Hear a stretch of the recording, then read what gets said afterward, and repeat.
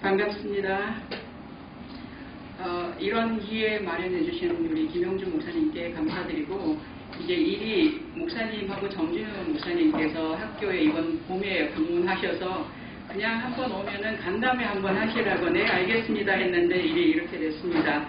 추운 날 찾아주셔서 감사드리고, 제가 아까 소개해 주신 대로 아일리프 스쿨 오브 디올로지, 그러니까 덴버에 있는 여기 지금 그림이 학교 눈 온 날, 지붕에 눈 덮인 날 그림이고, 저 학교가 126년 된 미국에 있는 연합감리교회의 13개의 신학대학원이 있는데 그 중에 이제 하나이고, 그리고 서부에서는 이제 제가 MDB를 한 프레어먼 스쿨 오브 디올로지, 제프리 관 총장 잘 아시죠? 한국 자주 오시니까. 제프리 관 총장이 있는 프레어먼 스쿨 오브 디올로지하고 우리 학교 아일리프 신학대학원이 이제 서부에서는 2개 이제 연합신학대학원, 감리교회 신학대학원이고, 전통적으로 이 학교 설립 때부터 지금까지 아까 우리 환담할 때 김영주 목사님이 예전에 교육부 총무하실 때 아일리프하고 여기 감리교 교육부하고 공동 박사 과정을 준비하시려다가 잘 안 됐는데, 그게 아일리프가 너무 과격하게 좌파 학교가 돼서 이게 약간 지장이 있다고 말씀하셨는데, 학교가 전통적으로 처음 설립부터 사회정의를 위한 신학교육에서 북미에서는 많이 알려진 학교인데, 이제 너무 진보 학교다 보니까 한국에서 오시는 분들은 좀 많이 없으신 것 같아요. 그리고 옛날에 클레어먼트처럼 한국어로 MDB를 할 수 있는 그런 프로그램도 한 번도 없었고, 그래서 한국 분들이 잘 많이 알지는 못하시는데, 북미에서는 뉴욕의 유니온 신학교, 그리고 클레어먼트 신학대학원, 그리고 지금은 없어진 이제 에피스코프 디비니티 스쿨 성공의 신학교죠. 보스턴 캠브리지에 있던 없어졌던 신자유 시대의 희생물로 없어진 학교예요. 작년에. 그리고 이제 제가 작년 6월 30일까지 가르쳤던 버클리에 있는 퍼시픽 스쿨 오브 릴리전 그 학교하고 함께 5대 진보신학대학원이라고 이제 하는데, 지금 뉴욕 이따가 말씀드리겠지만 뉴욕 유니온 신학교도 굉장히 갈등이 많고 신자유주의에 완전히 휩쓸려 가고 있고, 클레어먼트 신학대학원은 좋은 교수와 좋은 학생과 좋은 총장이 있는데, 이 신자유주의 시대에서 살아남지 못할 정도의 재정 문제 때문에 학교의 모든 것을 다 팔고 지금 99% 백인에 살고 있는 오레곤주로 옮겨가는 그런 지금 계획을 추진 중이고, 그래서 이게 거의 이렇게 마지막으로 남아있는 좀 안정되게 신자유주의나 이런 계속해서 해방신학을 지속적으로 해가는 그런 신학대학원 중에 하나이고, 그래서 거기에서 일하고 있는 걸 자랑스럽게 생각하는 사람입니다.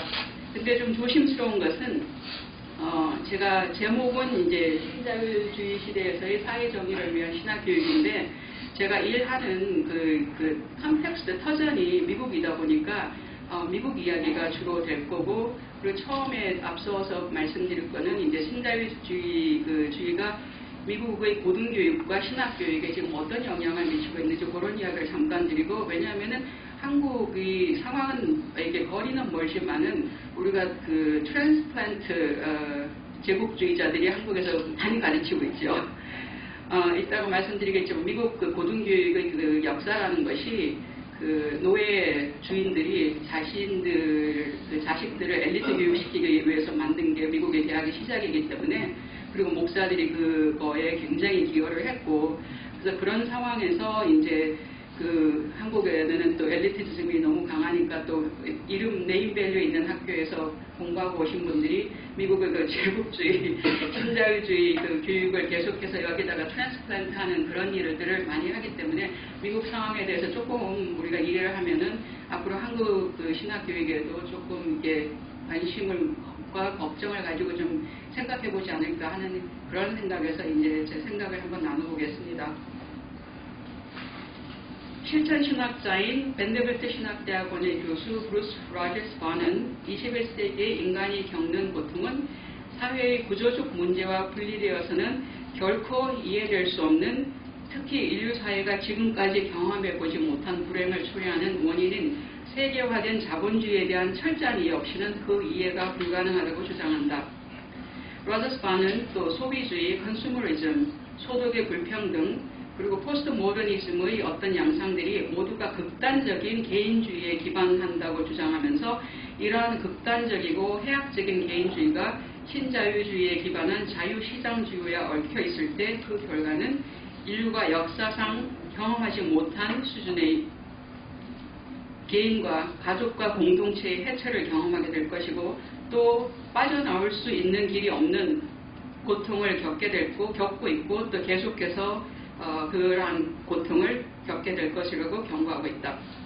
신자유주의는 우리가 사는 세계를 경쟁을 미덕으로 여기는 자유시장으로 간주하고 경쟁을 통해서 이긴 자만이 살아남게 되는 적자 생존의 원칙에 입각해서 움직이는 것이 인류 사회의 본질이라고 규정하고 따라서 사회의 구조적 문제에 기인한 인간의 고통을 살아남거나 성공할 능력을 가지지 못한 사람들에게 내재한 뒤처진 자들이 극복해야 할 질병으로 간주한다.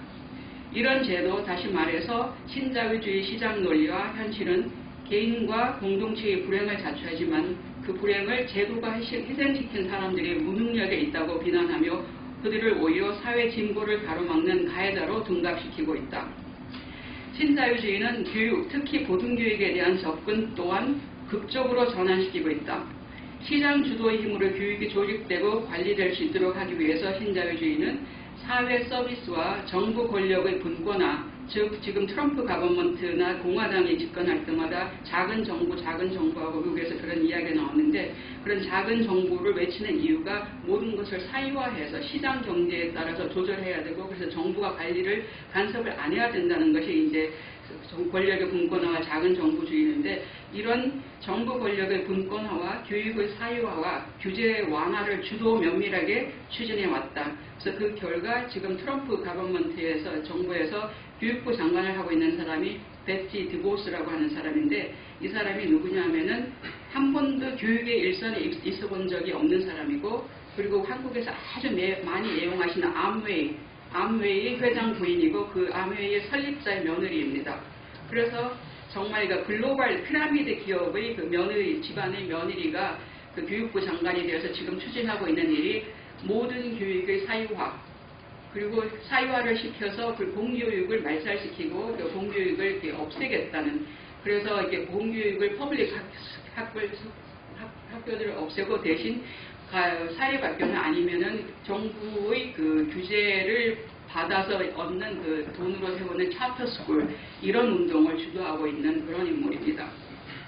이런 시장 주도 세력에 의해서 관리되어야 할 대상으로 학생들을 바라보는 신자유주의자들은 자유롭고 공공복지를 위한 누구나에게 기회가 주어지는 저렴한 교육이 도덕적 해이를 조장하는 악이라고 주장하며 교육은 소비주의와 경쟁 원칙에 입각한 사교육 산업으로 전환되어야 한다고 강조한다.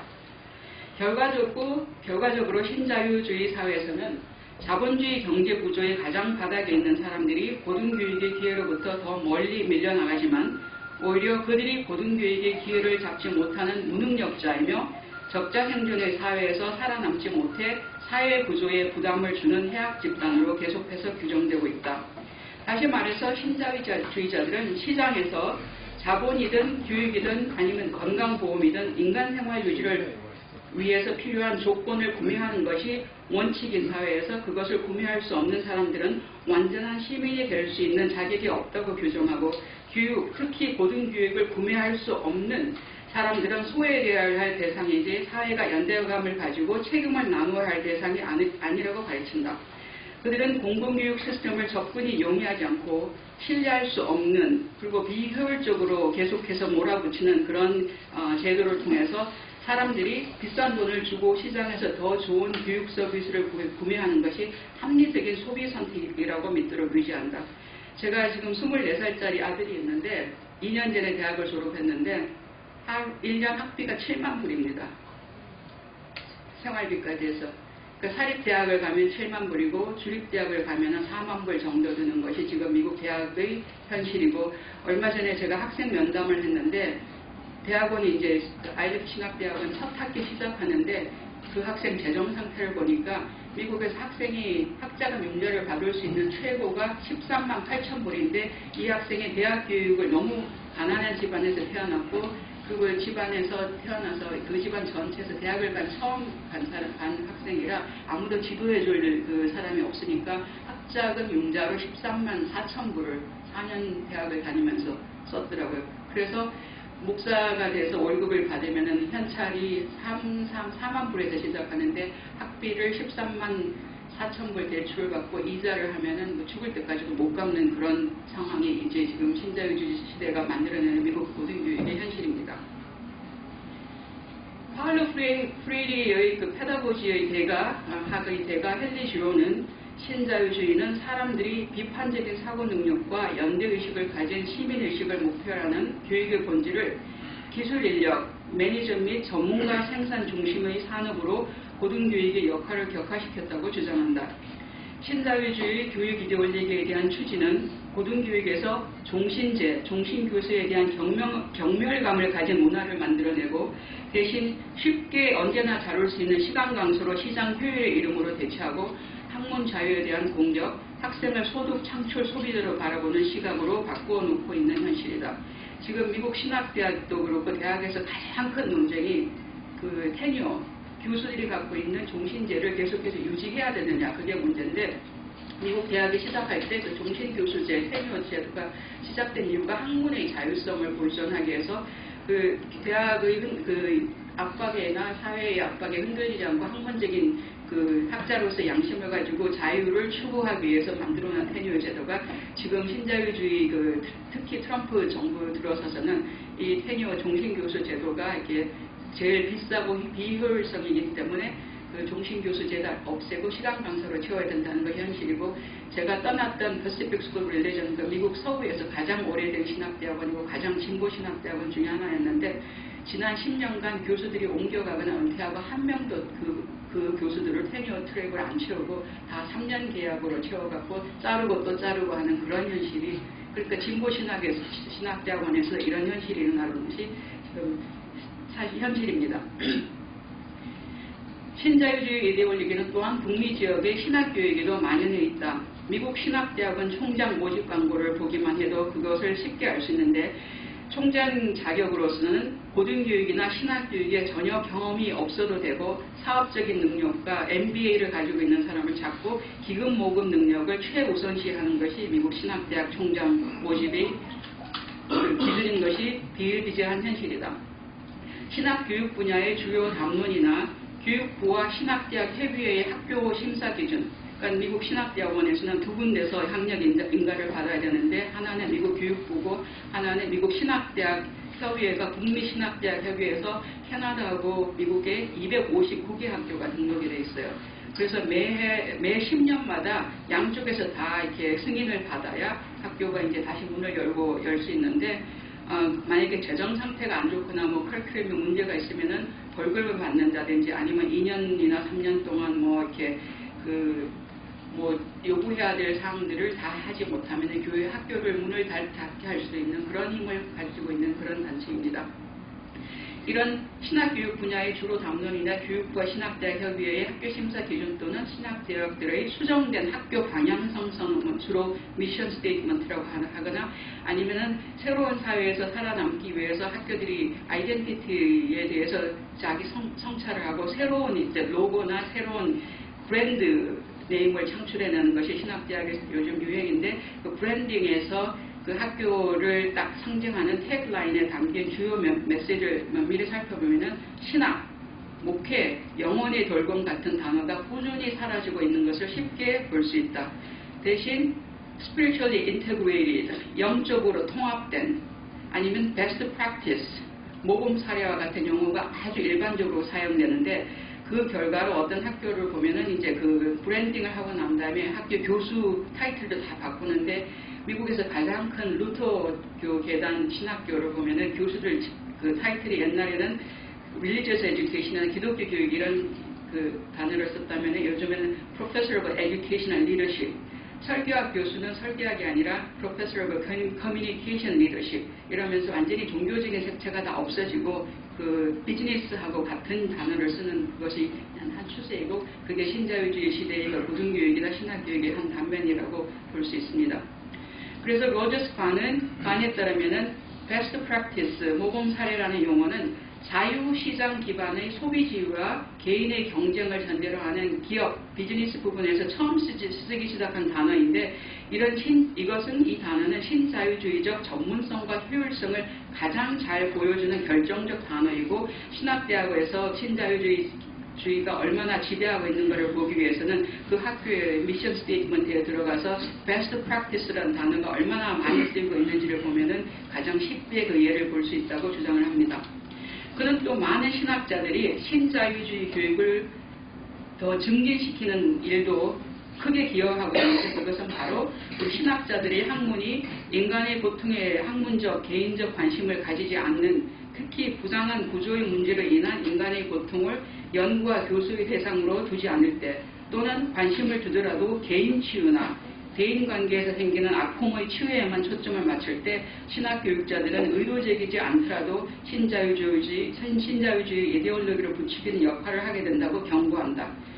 인간의 고통의 구조적 사회적 원인을 심층 분석하지 않는 신학 및 종교교육은 사회의 구조악으로부터 생기는 인간 고통의 연구와의 도구가 되어 이미 고통에 시달리는 사회약자를 더 소외시키는 일이 침묵으로 그러나 아주 강력하게 기여하게 되는 일을 하게 된다고 그는 주장하고 있다. 이런 신자유주의의 개인화된 그런 인간 고통에 대한 관심은 미국에서 교육받은 그런 사람들도 한국에 와서 다시 그대로 답습하는 그런 결과를 교육을 하면서 미국에서 일어나고 있는 신자유주의 교육이 한국에서도 그대로 진행되고 있고 다른 나라에서도 진행되고 있다고 아주 많은 예문들을 제시합니다. 그렇다면 이 신자유 세계에서 그것도 정의로운 신학 교육을 한다는 것은 무엇을 의미합니까? 특히 이번 이 책 지금 화면에 보이는 프린스턴 대학의 역사학자 크레이크 스티븐 와일더가 2013년에 낸 책인데 에보니 앤 아이비 Race, Slavery and the Travel History of America's University 이런 뜻인데 직역하면은 흑단나무와 아이비 덩크 인종, 노예제도, 당혹스러운 역사의 미국 대학들이라는 뜻인데 이 스티븐 와일더 박사의 분석에 의하면은 미국에 있는 아이비리그 모든 학교들이 세워진 이유가 노예 주인들이 그 자식들을 엘리트 교육시키기 위해서 세웠고 그 돈은 어디서 생겼냐면은 아프리카에서 노예를 데리고 올 때 노예 판 돈으로 학교를 세울 수 있는 자본금을 마련해서 생긴 학교들이 하버드고 예일이고 다르트마우스고 아이빌리그 아닌 학교 중에도 조지타운 같은 카톨릭 학교조차도 노예를 팔아서 생긴 헌금으로 아주 독실한 기독교 신자들이 한 헌금으로 자기 자식들을 교육시키고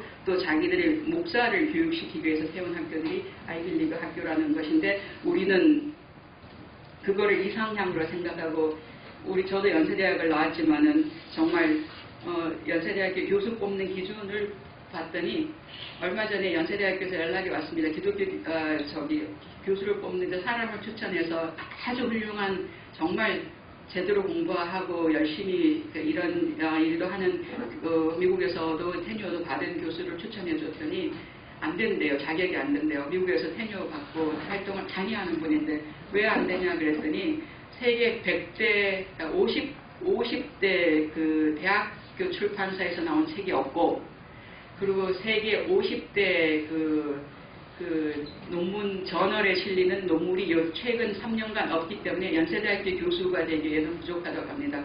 그런데 그 세계 100대 대학교 출판사들이나 그 50대 그 논문을 실어내는 그런 그 출판사들이 역사가 다 이 아이빌리그의 그 노예 제도를 정당화하는 그런 교육하고 뿌리가 다 연결이 되어 있는데 지금 연세대학교에서는 미국에서보다 더 심하게 그런 과정으로 사람을 뽑고 있는 것이 현실입니다. 벌써 두 번째 그런 경험을 제가 했습니다. 그래서 이런 배경으로 세워진 개인주의와 백인 우월주의에 근거한 신자유 시대에서 개인주의와 백인 우월주의, 이성의 남성 우월주의 이데올로기의 산실이 되어온 미국의 대학이나 대학원에서 하는 교육이 과연 해방과 정의를 위한 교육을 한다는 것이 가능한가? 이 질문은 제가 스스로 대학원 학장직을 하면서 하루도 안 빼고 매일 묻는 질문입니다. 또 학장직을 제의받기 전에도 지금 현재를 하면서도 매일매일 질문을 하고 있는 질문인데 왜냐하면은 제가 가장 미국에서 진보 학교 중에 하나로 하는 패시픽 스쿨 오브 릴리전에서 어떤 일이 있었냐면은 학교가 재정적으로 어려우니까 그 미국 서구 최고 오래된 신학대학원을 건물을 다 팔고 목회학 석사학위 과정도 다 없애고 학교를 옮긴다고 이사들이 나섰는데 그 학교를 옮기는 장소가 그 디즈니 영화하고 만들어내는 픽사 있죠. 픽사 그게 웨어하우스 완전히 이렇게 그 영화 제작소 같은 그런 깡통 건물인데 그 옆에 깡통 건물을 사가지고 신학교를 해야 앞으로 신학대학은 그런 사람들한테 그 학위를 주는 것이 아니라 certificate, 증명서 같은 걸 주는 그런 교육으로 나가야 된다고. 그래서 교수들하고 이사회들하고 굉장히 갈등이 있다가 결국 교수들이 졌습니다. 그래서 그 학교 지금도 신학교 팔겠다고. 그래서 저도 그 떠난 이유 중에 하나이고요. 학자로서의 제 이론과 실천, 지금은 학장으로서의 제가 비전을 가지고 하는 일에 가장 중요한 3명의 학자가 있는데, 첫 번째는 맨 위에 그림 지난달에 10월 달에 다녀가신 그 제 논문 지도교육 선생님이자 평생의 멘토이신 곽부일한 교수님이시고 포스트 콜로니얼 신학으로 세계적인 대가이시고 미국에서 아시아인으로는 최초로 미국 종교학회 회장도 역임하신 분이고, 두 번째 분은 아프리카의 보츠와나 대학에서 포스트 콜로니얼 여성주의 성서신학학을 가르치고 있는 무사 두베 박사이고, 세 번째는 지금 소개할 미국 원주민 인디안 여성학자 겸 사회운동가, 인권변호사, 노벨평화상 후보까지 하고 신학자인, 그리고 지금은 UC 리버사이드에서 미디어와 종족학 교수를 하고 있는 안드레아 스미스 박사입니다. 이분이 지금 풀타임으로 교수하고 자기 그 과장이도 하고 그리고 풀타임으로 또 인권변호사도 하세요. 두 개를 동시에 하세요. 교수를 하면서 그 UC 얼바인 법대를 가서 변호사 자격증을 따서 지금 두 개를 동시에 하면서 인권 변호사 하면서 학교 학과정까지 하면서 풀타임으로 교수도 하고, 그리고 이렇게 의료사고로 이렇게 완전히 그 전신마비되어 있는 조카 같이 키우고 있고 혼자서 키우고 있고, 그리고 이제 그 사회운동가이기 때문에 시민단체를 하는데 시민단체 그 이름이 앞으로 18년 동안 온 세계에 있는 모든 억압을 해방시키는 단체, 그 단체 이름입니다. 그래서 매해 어떤 억압을 올해는 이게 처단할 것인가, 이런 소위 말하는 그런 이름으로 하고, 지금 올 내년 10월에 시카고에서 2,000명 모이는 그런 그 시민운동 단체 운동 모임을 지금 준비하고 있는 걸로 알고 있습니다. 그래서 특히 이제 제가 바로 이제 이 안드레아 스미스 박사 이름을 좀 소개할 것인데, 안드레아 스미스 박사는 그 Heteropatriarchy and the Three Pillars of White Supremacy, 그래서 이성애주의 남성 가부장제와 백인 우월주의 논리의 세 기둥이라는 그런 짧지만은 정말 탁월하고 명쾌한 아주 10페이지밖에 안 되는 논문에서 백인 우월주의의 3대 논리를 제시하면서 그것에 대한 이에 대한 분석과 해체 작업 없이는 어떤 사회 정의도 논의되거나 실천이 불가능하다고 주장합니다. 10페이지 되는 그 짧은 논문에서 스미스 박사는 3가지의 백인 우월주의, 그리고 백인 우월주의뿐만 아니라 백인 남성 이성애자 우월주의를 이제 그 논리를 제공하는데, 첫 번째는 자본주의를 지탱시키는 노예제도, 이것이 반흑인에 대한 인종차별주의로 미국에서 이제 뿐만 아니라 전 세계적으로 지금 보급화되어 있는 그런 한 논리이고 축이고, 두 번째 축은 지금도 계속 진행되고 있는 식민주의와 제국주의를 가능하게 하고 더욱 확고히 하는 인종 말살 정책, 그리고 세 번째는 제국주의 이권을 계속 지속시키기 위해서 반드시 필요한 군사주의와 전쟁 필요성을 합리화시키는 오리엔탈리즘이라고 3가지 축을 제시합니다. 이 세 논리가 맞물려서 자본주의, 신자유주의, 제국주의를 가능하게 하는 백인 이성주의, 백인 이성애주의, 남성 우월주의가 우리가 알고 있는 모든 억압을 가능하게 하는 근간이며 원동력이 된다고 스미스는 주장한다. 구체적으로 살펴보면 첫 번째, 노예제도와 자본주의 관련성.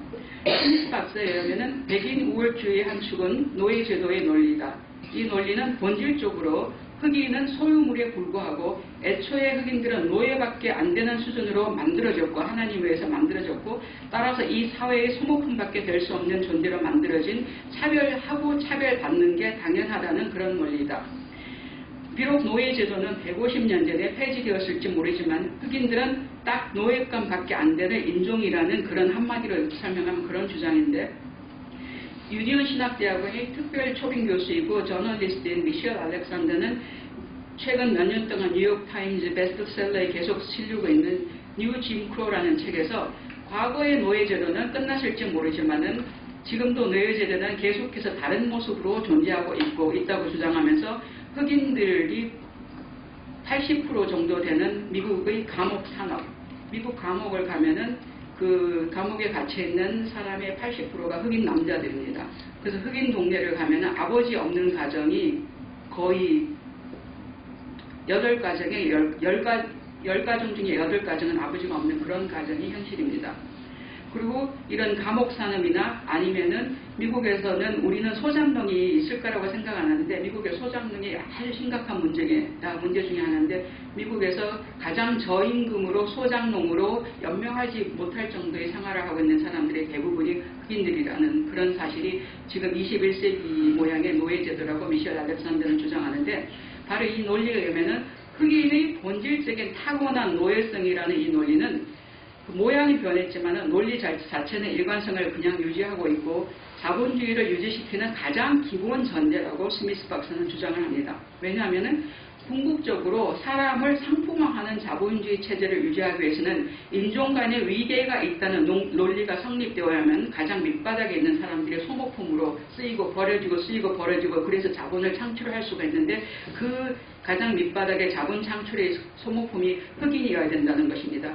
이 인종차별은 흑인이 아닌 한 자본주의 가장 밑바닥에서 벗어날 수 있다는 거짓 희망을 가난한 백인들이나 흑인이 아닌 다른 인종의 사람들이 믿게끔 하는 그런 논리인데 그래서 유색 인종들이 서로를 차별하고 흑인을 사회의 가장 밑바닥에 놓을 수 있는 일들을 백인들이 시키지 않더라도 다른 유색 인종들이 알아서 하게끔 하는 특히 우리 한국 사람들이 거기에 참 많이 기여를 하고 있습니다. 한국 사람들이 갖고 있는 흑인에 대한 인종차별주의, 백인들이 갖고 있는 이런 인종의 그 계층 이론에 굉장히 미국 사회가 그렇게 이렇게 만들어져 있고 교육도 그렇게 되어 있기 때문에 한국 사람들이 특히 아시아계 사람들은 어떤 표현이 있냐면은 모델 마이너리티라는 말이 있습니다. 모델 마이너리티는 뭐냐면은 아시아계 사람들은 그 미국에 있는 백인이 아닌 여러 유색인종 마이너리티 중에서도 가장 좋은 예가 되는 정말 이렇게 그 다른 인종들한테 모범이 되는 그런 인종이라서 모델 마이너리티라는 표현을 쓰는데 그 모델 마이너리티가 어떤 뜻인지도 모르고 우리 아시아 사람들 중에서 우리는 모델 마이너리티, 우리는 백인 같은 그 유색 인종이다 하고 그리고 다른 라틴 계통이나 흑인들을 굉장히 차별에 앞장서는 그런 일들을 참 많이 보는데 이 모델 마이너리티 논리가 어디에서 나오냐면은 흑인들한테 니네들은 왜 저 아시아 사람들처럼 열심히 일도 안 하고 자식들 교육에 그렇게 헌신도 없니? 그러니까 니네는 게으르기 때문에 저 아시아 사람들은 늦게 이민을 왔지만 이렇게 잘 살고 있는데 니네는 게을러서 저 아시아 사람들처럼 되라.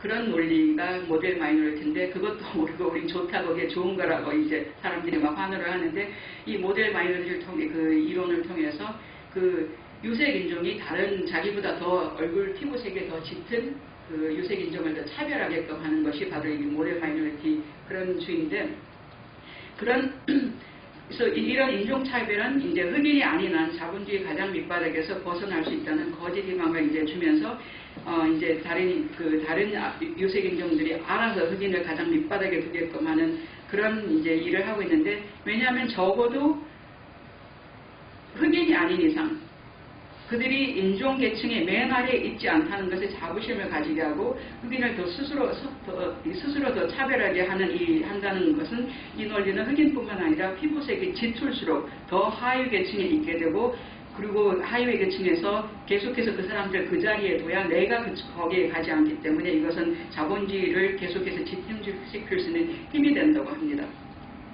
두 번째는 식민주의와 자본주의, 신자유주의를 가능하게 하는 백인효율주의 두 번째 기둥은 축은 인종 말살의 논리입니다. 이 논리는 땅 소유권과 관련이 있는데 땅의 원래 소유권을 주장하는 원주민이나 인디안 말살 정책과 관계가 되어 있습니다. 미국에서는 미국 원주민이고 제가 학생들 데리고 수업하러 이렇게 남미에 여러 번을 갔는데 그 마야 사람들, 이렇게 과테말라나 페루 같은데 원주민들 땅을 다 뺐죠.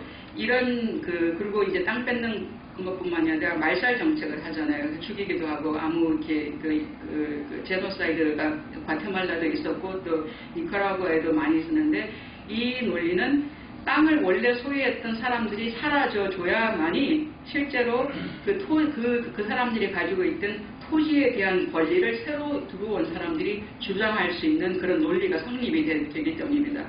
그래서 이 논리 때문에 18세기부터 미국이 시작하기 전부터 인디안들 말살 정책을 많이 썼죠. 우리는 그것도 모르고 어릴 때 서구 영화 보면서 그 인디안들 죽이는 거 막 영웅이라고 좋아했는데 그게 다 인디안 말살 정책 중에 하나인데 그 인디안들을 다 자기 땅에서 몰아내서 그 일정 범위를 정해주고 그 안에서만 살게 합니다.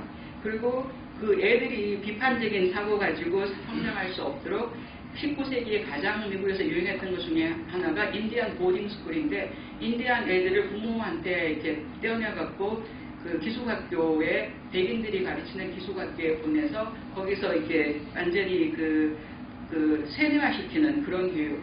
그래서 나는 색깔이네 지금 나는 백인이다 하는 그런 교육을 시키거나 그래서 그 결과로 부모하고 어릴 때부터 떨어져 살아갖고 그 심리적으로 그 트라우마가 많이 생겨서 인디안들이 지금 갖고 있는 가장 큰 사회 문제 중에 하나는 정신병이고 두 번째는 알코올 중독입니다.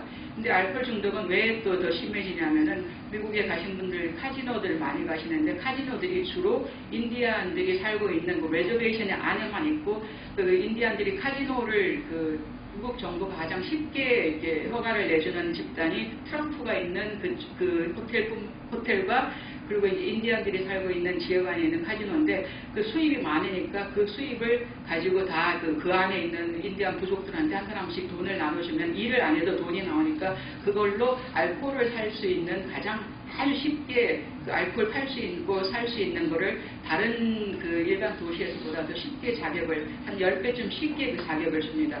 그래서 이제 알코올이 그 어릴 때부터 미성년자부터 알코올에 대해 접근 가능성이 많기 때문에 지금 인디안들이 그 정부 정책에 의해서 정신병하고 알코올 중독 상태가 다른 인종에 비해서 90% 이상인 수준이 이제 인디안 상황입니다. 이러한 원주민 말살 정책, 근데 인디안들은 말살이 아닌 대량 학살이라는 표현을 씁니다. 이런 원주민 말살, 학살 정책의 논리를 통해서 그 땅에 들어와 정착한 비원주민은 원주민의 토지뿐만 아니라 자원, 원주민의 영성 및 문화에 대한 정당한 소유권을 이제 얻게 되는데 왜냐하면 주인이 없기 때문에 우리가 이것은 가지는 것이 훔치는 게 아니라 주인이 없는 것을 우리가 그냥 지금 가지고 있다는 그런 논리가 성립이 됩니다. 따라서 인종 말살 정책은 식민주의의 정착 장치 역할을 하게 되는데 원주민의 본거지인 토지를 소유하는 것은 토착민들이 사라졌기 때문이라고 주장함에 따라서 비원주민이 토착민들의 소지를 합법적으로 소유하는 것이 강탈이 아닌 합법적 소유권의 명분과 정당성을 부여해주고 이 정당성과 명분은 자본주의를 계속해서 유지시켜주는 자본의 소유화를 가능하게 하고 그 다음 전쟁을 정당화할 수 있는 그런 논리로 다시 발전한다고 합니다. 이런 비슷한 논리가 우리나라 철거촌 정책에서도 굉장히 비슷하게 이렇게 나타났고 그리고 조금 이따 말씀드리겠지만은 컬럼비아 같은 데 가보니까 그 다국적 기업들 그리고 거기에 LG도 가담을 하고 삼성도 가담을 하고 그리고 우리나라의 쌍용 시멘트도 가담을 하고 하면서 거기에서 이렇게 15세기에 노예로 끌려왔던 흑인 컬럼비아 사람들 말살하는 정책에 우리나라도 그 코카콜라하고 뭐 델몬트 바나나, 델몬트 과일 회사 뭐 아주 같이 열심히 지금 참여를 하고 있는 상황입니다. 그래서 우리가 뭐 LG 핸드폰을 쓰고 있으면서도 거기에 그런 정책에 우리가 간접적으로 참여를 하고 있는 그것이 신자유주의 시대가 만들어낸 세계 경제 구조의 그 이데올로기 때문에 정말 누구도 여기서 자유로울 수 없는 그런 시대에 우리가 살 수 있다고 하겠습니다. 백인 우월주의 세 번째 축은 오리엔탈리즘 논리입니다. 오리엔탈리즘은 아시다시피 팔레스타인 출신 콜롬비아 대학 교수로 오래 재직했던 몇 해 전 타계하신 에드워드 사이드 박사가 개발한 쓰기 시작한 용어인데, 서구의 제국주의가 이국적이고 그렇지만 열등하고 또 그 열등함을 대표하는 동양, 오리엔트에 견주어서 스스로의 탁월한 문명과 정체성을 정의하는 과정에 대한 그런 용어이죠.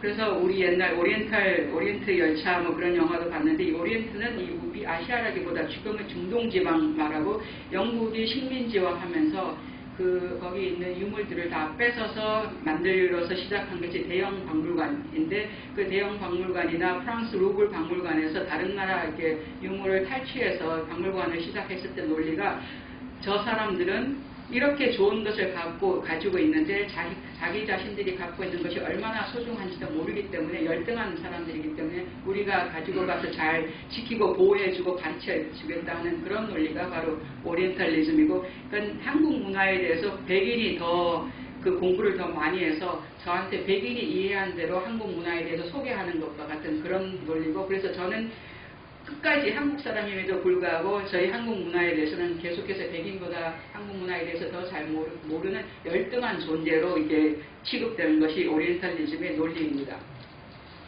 오리엔탈리즘의 논리는 특정 민족이나 국가를 열등한 대상으로 규정하고 그들을 제국의 이익에 지속적으로 위협을 가하는 열등한 이방인으로 여긴다.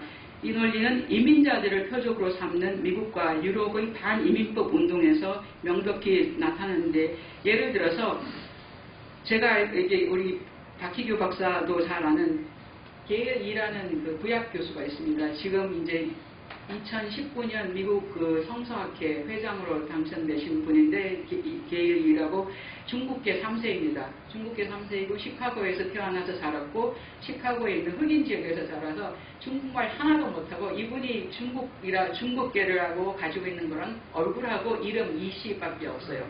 중국말도 하나도 못하고 3세이기 때문에 오히려 자기는 흑인 힙합 문화가 저기한테 다 이렇게 더 가까운 사람이 가는데, 이분하고 같이 있으면은 한 번은 시카고에서 같이 이제 미국 종교학회 끝나고 그 한국 식당에 가서 밥을 먹는데, 거기에서 우리 식탁을 이렇게 해서 밥을 날라주던 백인이 그 게일을 보고 Where are you from?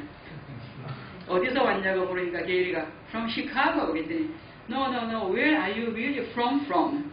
정말 어디서 왔냐고. 그러니까 아무리 이민이 오래되고 그분은 그 철도 노동자로 그 조상이 미국에 와서 이렇게 정말 고생을 한 그런 후손인데, 그렇게 100년 이상 미국에 살았지만은 절대로 그 미국에 속할 수 있는 미국 시민이나 미국의 일부 사회로 규정될 수 없는 그런 이민자, 특히 이제 백인이 아닌 이민자들, 흑인들도 이렇게 미국 시민이라는 것은 그 흑인이 많았기 때문에, 노예를 일찍 왔기 때문에 가능하고, 백인도 그런데 우리 아시아계나 라틴 아메리카 사람들은 아무리 이렇게 몇백 년을 살고, 또 제 친구 중에 한 명은 캘리포니아 출신인데, 캘리포니아가 원래 멕시코 땅이었는데 미국이 전쟁에서 뺏은 땅이잖아요. 근데 이 랄프 카사스라고 이렇게 교수하는 친구인데, 클라모트에서 박사하는 친구인데, 그 캘리포니아에서 한 20대가 살아왔대요. 한 20 제너레이션 한 20대가 살아왔으니까 얼마나 1000년 몇백 년 살아왔죠. 근데 이 사람이 남미 얼굴이고 이름도 카사스고 남미니까 계속해서 When did you come from Mexico? 언제 멕시코에서 왔냐는 질문을 계속 받아요. 그러니까 자기 본토에 살고 있으면서도. 그래서 미국의 이민자들이 얼마나 오래 살았느냐는 중요하지 않으며, 일반적으로 외부의 불온 세력과 결탁한 위협 세력으로 여겨지고, 특히 전쟁 기간 중에는 극대화된 공격이 대상이 되고 있습니다. 2차 대전 당시에 일본인들 전부 다 이렇게 거의 수용소 생활을 했고, 또 독일인들도 수용소 생활을 했습니다. 독일 계라는 이유 때문에. 그리고 지금 21세기, 20세기에서는 이슬람 교도들이 미국의 테러와의 전쟁, 부시가 선포한 이래로는 지금은 이슬람 그 교도들이 전부 이게 그 나라의 위협을 가하는 그런 외국인이 되고, 그리고 지금 한참 미국에서 가장 핫 이슈인 그 중남미에서 걸어오고 있는 그런 중남미, 특히 온두라스나 과테말라나 엘살바도르에서 너무 이렇게 미국의 그 다국적 기업이나 미국의 그 정치가 그 본토의 정치를 더 이상 사람이 살 수 없게 하는, 배가 고파서 살 수 없게 하는 그런 상황을 만들어놔서 배가 고파서 걸어서 엄마와 아기들이 미국에 이렇게 지금 몇천 명씩 떼를 지우고 있는데, 이 사람들을 그 국가 안보 위협의 존재로 여기고 거기다 대고 그 칠탄 쏘고 하는 장면이 많이 보셨을 겁니다. 결과적으로 오리엔탈리즘은 전쟁의 논리를 제공해 주는데, 왜냐하면 제국은 적들로부터 자신을 보호하기 위해서 끊임없이 전쟁을 계속하는 것을 정당화할 수 있기 때문이고, 더욱이 오리엔탈리즘은 앞의 두 논리, 제국이 노예 제도와 대량 학살의 논리를 지속적으로 정당화할 수 있게 해줍니다. 지속적인 전쟁을 위해서는 노예 제도와 인종 말살 정책을 통해서 필요한 자본을 확보할 수 있기 때문입니다. 그래서 한국계 2세 학자인 범죄사회학 및 종족학 그리고 여성학 교수인데 한소라 박사는 무슨 말을 하면은, 미국은 전쟁 중에 있지 않다. 미국 자체가 전쟁이다. 이렇게 말을 합니다. 백인 우월주의 체제가 유지되기 위해서는 미국은 항상 전쟁 중에 있어야 하기 때문이라고 합니다. 그래서 지금 트럼프 가버먼트가, 정부가 우리 한국에 하는 것도 항상 전쟁 갖고 이야기를 하잖아요. 종합하면은 스미스의 분석은 신자유주의는 백인 우월주의와 자본주의가 결탁한 우리 시대의 제국주의 모습이고, 이 제국주의는 지금까지 있어왔던 제국주의의 그 어떤 형태보다도 더 강교하고 백인 자본가 중심의 가운데 있는 사람들만이 혜택을 받을 수 있는, 나머지 그룹들은 일회용으로 쓰이고 소모품으로 여겨지는 존재밖에 될 수 없는 대상으로 규정한다. 따라서 이러한 교활하고 교묘한 신자유주의 제국주의가 어떻게 작용하는지를 이해하고 분석하지 않으면 신학교육은 세상과 그 속에서 살고 있는 사람들과 단절된 제국주의 도구가 될 뿐이라고 저는 확신하고, 그 확신 때문에 이에 오랫동안 대응하고 대안적인 신학교육을 해온 아일리프 신학대학원에 오랫동안 관심을 가지다가 초청이 왔을 때 응했던 그런 이유입니다.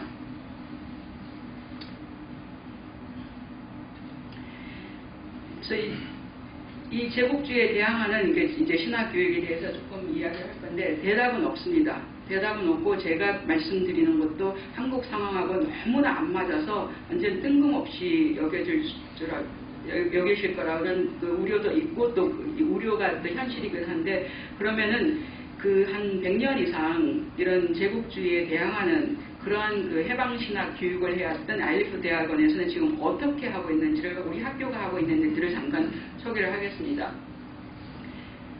아일리프 신학대학원의 접근법은, 이제 신학교육은 신학의 근접 학문뿐만 아니라 타학문, 특별히 경제학, 정치학, 환경학, 그리고 종족학, 비판이론, 비판적 이민학, 그리고 인지과학, 이런 또 그런 시민사회운동, 커뮤니티, 다른 나라에서 일어나고 있는 신학교육 및 정치, 경제, 문화 상황을 외면하면서 가르치면 안 된다는 상황을 직시하고 준비하고, 가장 지금 학교의 모토가 되는 것이 연대와 협력입니다. 왜냐하면 우리만 해서는 살아날 수 없고, 우리가 해서 살아남는다고 해도 다른 사람을 우리 눈에 보이지 않는 어떤 누군가를 희생시킨 대가로 우리가 살아남는 그런 사회에 우리가 살고 있기 때문에, 지금 우리 학교에서 가장 많이 사용하는 단어와 그리고 또 이렇게 프로그램이나 모든 준비하고 있는 것은 연대와 협력입니다. 예를 들어서 이제 저희들이 지금 새로운 프로그램들을 여러 가지 시도를 하고 있는데, 작년에 제가 가자마자 했던 일 중에 하나가 그 유니버시티 오브 덴버하고 그 아일리프 스쿨 오브 디올로지가 원래 처음에 같은 학교를 시작해서 생긴 게 3년 만에 이제 이렇게 따로 이렇게 독립을 했는데, 그 유니버시티 오브 덴버 대학교에 그 경영대학원에 있습니다. 근데 그 경영대학원 학장이 새로 오셨는데, 저하고 같은 때 도착한 흑인 남자 그 학장님이고, 저하고 이제 커피를 한잔하면서 그분이 가장 고민이 신자유주의 시대에서 어떻게 윤리적인 기업인들을 길러내고 기업 문화를 바꿔낼 수 있을까 하는 그런 고민을 많이 하신 분이라서 저하고 이렇게 굉장히 이야기 잘 통했습니다. 그래서 저희 두 학교가 어떤 그 컨퍼런스를 했냐면은 그 spiritual meaning of work, 그러니까 매일 하는 그 일상, 직업에 대한 영적인 이해, 그런 학회를 해서 경영윤리 하는 분들하고 신학하는 사람들하고 같이 한번 학교를 한 적이 있는데, 아주 폭발적인 반응이 있었어요. 덴버 대학교 큰 강당에 앉아서 몇천 명이 왔는데 그 사람들이 하는 질문들이, 우리 신학자들한테 하는 질문들이 이렇게 신학에서 이렇게 진보적인 일을 하는 줄 몰랐다고 그래요. 왜냐하면 신학이 다 미국에서는 지금 막 트럼프 때문에 보수가 다 신학인 줄 알고 그거에 대한 이해가 너무 없고, 그리고 매일매일 이렇게 출근을 하지만은 그도 기독교 신자거나 아니면 뭐 무슬림 신자지만은 자기 일이 신학적인 어떤 의미를 가지고 있는지 한 번도 생각해 보지 않았는데, 내가 하는 매일매일 출근해서 하는 일에 대한 신학적인 성찰이 왜 필요한가를 하는 그런 시도를 해서 그 지금 그런 학회가 한 가지 하나 있었고, 그리고 지금 제가 오기 전에 그 MOU를 사인을 하고 왔는데, 덴버에 이제 덴버 콜로라도 주립대학 덴버 캠퍼스가 있고, 그리고 아주 비싼 학교 7만 불, 8만 불 하고 있는 우리 학교가 붙어 있는 덴버 대학교가 있고, 그리고 카톨릭 예수의 학교인 위즈스 대학교가 있습니다. 근데 위즈스 대학하고 지금 이렇게 그 MOU를 썼는데, 위즈스 대학의 경영대학원에 새로운 석사 프로그램이 하나 생겼는데, 그 석사학위가 이제 그 시민운동 매니지먼트, non-profit 매니지먼트 하는 그런 석사가 비즈니스 스쿨에 생겼습니다. 근데 학생을 모집해 보니까 학생의 한 60%가 그 페이스-베이스, 그러니까 이게 어떤 신앙, 그 교회나 종교단체와 관련이 있는 그런, 이게 워낙 우리가 시민운동이 기독교 전통으로 많이 했지 않습니까? 그래서 학생의 60%가 그 종교단체와 관련이 있는 그런 시민단체에서 하는 분들이 더 어떻게 일을 더 잘할 수 있을까 하기 위해서 석사학위를 왔는데, 비즈니스 그 경영대학원에서는 그 사람들을 도와줄 수 있는 방법이 너무 없다고 합니다. 근데 지금 미국 신학대학의 현실이 어떠냐면, 우리 학교에 알리프에 그 학생 수가 한 350명 되고, 그리고 그 파트타임 뭐 다 해서 그거를 이제 파트타임 학생들을 풀타임 학생으로 이렇게 계산을 해서 해보면은 그 풀타임이 한 260명이 됩니다. 학생 중에. 근데 260명 중에 40%가 기독교 신자가 아니에요. 기독교 신자가 아니고, 우리 학생들이 학생 중에서 그 교단뿐만 아니라 종교 배경이 23개의 종교 배경이 있습니다. 그러니까 이번에 제가 그 제3세계 여성신학이라는 수업을 했는데, 그 수업에 일본의 그 남녀보란교 신자도 그 한 명 있었고, 그리고 아프리카 가나에서 온 학생 하나 있고, 이티오피아에서 온 그 루터교 학생 하나 있고, 이 사람들 요 둘만 기독교예요. 그리고 다른 학생들은 하나는 그 종교 없는 사람, 하나는 자기는 그 종교를 그 거부하는 사람인데, 사회운동, 정의운동을 하다 보니까 기독교와 종교에 대해서 모르면 사회운동이 이해가 안 되기 때문에, 그래서 이렇게 신학대학을 왔다고. 그래서 지금 아일랜드 신학대학원은 학생이 23개의 종교 배경에서 오는데, 지난번에 있었던 그 퍼시픽 글로벌 릴리전에서는 학생이 150명인데 학교 안에 종교 배경이 48개입니다. 그러니까 150명의 종교 배경이 48개면은 학생 셋 중에 하나가 기독교 신자가 이게 다 다른 종교에서 왔다는 거죠. 근데 그런 사람들이 지금 요즘 오는 데가 신학대학원입니다. 한국은 굉장히 많이 차이 나는데, 아마 한국도 기독교 인구가 줄고, 그리고 기독교에 대한 반감은 너무 많은데, 이게 기독교의 논리에 대해서 나중에 잘 모르면은 제대로 된 사회운동을 할 수 없기 때문에, 그래서 신학 공부를, 기독교를 이해하기 위해서, 그 논리를 이해하기 위해서, 좋아서가 아니라 논리를 이해하기 위해서 오는 신학대학 학생들이 앞으로 저도 늘 거라고 생각합니다. 그래서 우리가 지금 하고 있는 진행 프로그램이 이제 위즈스 대학의 경영대학원하고 우리 학교하고 협력을 해갖고 이제 non-profit management를 공동하기로 해서, 우리 학교에서는 그 신학적이고 그런 거를 수업을 듣고, 매니지먼트는 거기 가서 듣고 하는 그런 학위 과정을 준비하고 있고, 우리 학교에서 지금 제일 요즘 한 5년 전에 시작한 학위가 있는데, 그 학위가 MA in Social Justice and Ethics라는 거예요. 그러니까 석사학위인데 사회정의와 윤리, 그러니까 신학이라는 단어가 없는데, 이 학위 과정에 들어오는 학생의 90%가 기독교 신자가 아니고, 그리고 기독교 신자 학생들 중에 절반 이상이 목회 안 하겠다는 학생이 옵니다. 다 채플린을 하겠다거나 아니면 정치하겠다는 학생들도 와요. 그래서 지금 제가 이렇게 콜로라도 대학교 덴버 캠퍼스하고 지금 MOU 협정하고 이게 지금 이야기하고 있는데 거기에 정치학과의 New Directions in 정치학과하고 시민운동 석사하고 우리 학교 석사하고 공동학위 같은 그런 준비를 하고 있습니다.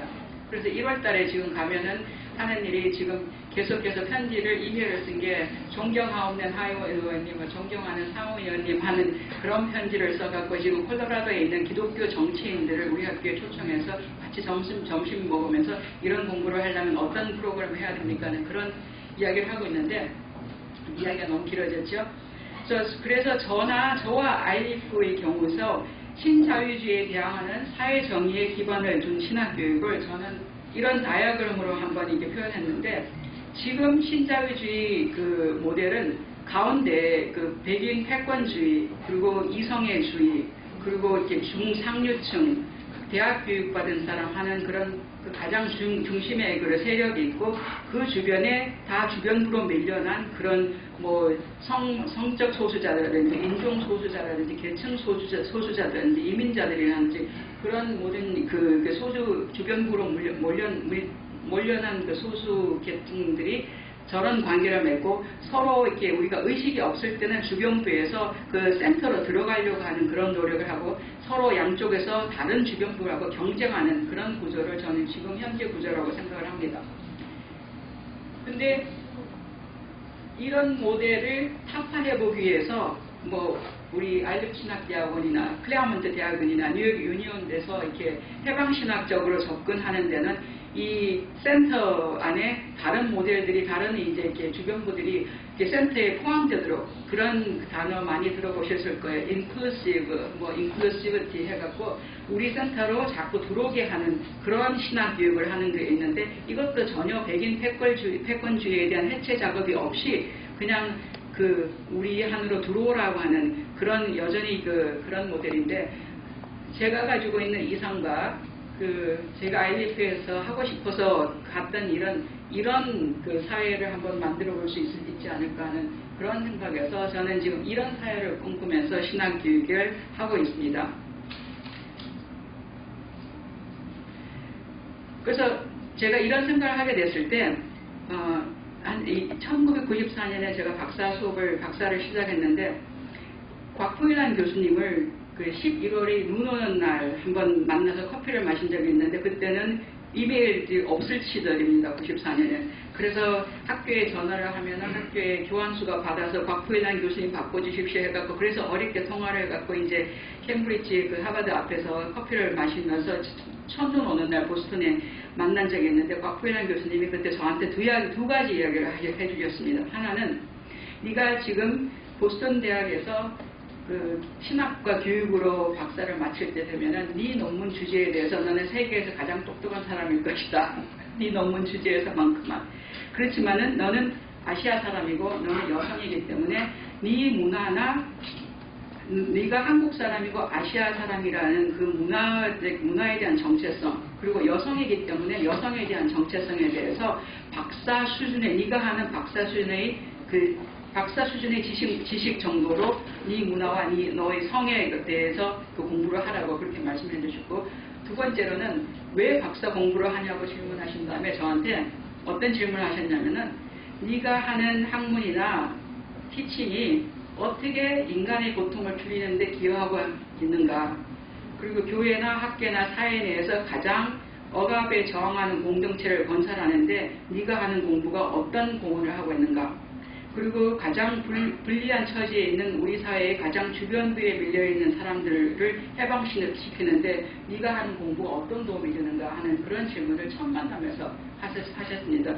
그래서 그 선생님의 말이 지금도 안 잊혀지고 있는데 저는 그 선생님의 말을 어떻게 해석했냐면은 제가 하는 연구가 신학교와 교회 및 기독교인들이 이런 맨 위에 나와 있는 그 해방적 상호 의존성을 만들어내고 있는가 하는 그런 말로 저는 재해석했습니다. Liberating Interdependence, 해방적 상호 의존성. 이 Liberating Interdependence라는 말은 아까 이렇게 처음에 잠깐 소개드린 그 보츠와나에서 가르치고 있는 포스트 콜로니얼 여성주의자 신학학자인 무사 두베 박사가 사용하는 용어인데, 이 무사 두베 박사에 의하면은 보츠와나가 1960년대에 영국에서 식민지 독립을 했습니다. 그런데 독립을 하고 나니까 모든 사람들이 우리는 독립, 그리고 이렇게 절대로 우리를 억압했던 제국주의자들하고는 아무것도 안 하겠다. 그런 논리로 계속 정부도 꾸려지고 경제도 꾸려지고 하니까 몇 년 지나고 나서 결과는 너무 가난하고 사람들한테 우리 국민들이 밥도 못 먹고 사는 그런 상황에서 아무것도 안 되는 무정부 상태, 폭동이 일어나고 그런 상황을 경험했다고 합니다. 그래서 우리가 독립만을 강조해서는 안 되겠구나. 독립이 아니라 상호 의존적이어야 되는데 그 상호 의존은 반드시 해방을 가져다 주어야 되는 상호 의존성이다 하는 그런 말씀을 하시면서 그 모토로 이분이 이제 계속해서 그 신학 작업을 하고 있는데, 이 해방적 상호 의존성이라는 말은 동등한 파트너로 참여한 모든 사물과 사람들의 조름성을 인정하고 관계의 상호 연관성을 강조하는 용어인데, 이 해방적 상호 의존성은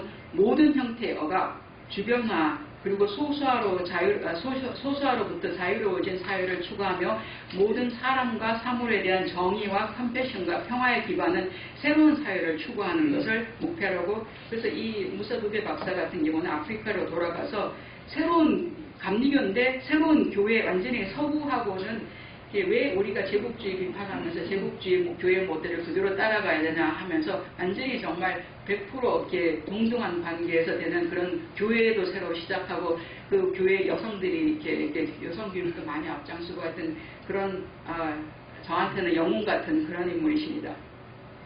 불행하게도 미국 트럼프 행정부 출발과 함께 신자유주의, 백인우월주의가 아예 이제 겉으로 나오면서 기승을 부리고 있는 지금 미국 사회의 모습은 아까 말씀드렸던 그런 제가 꿈꾸는 이상이 아니라 이런 사회로 다시 되돌아가고 있는 것이 지금의 현실이라고 생각합니다.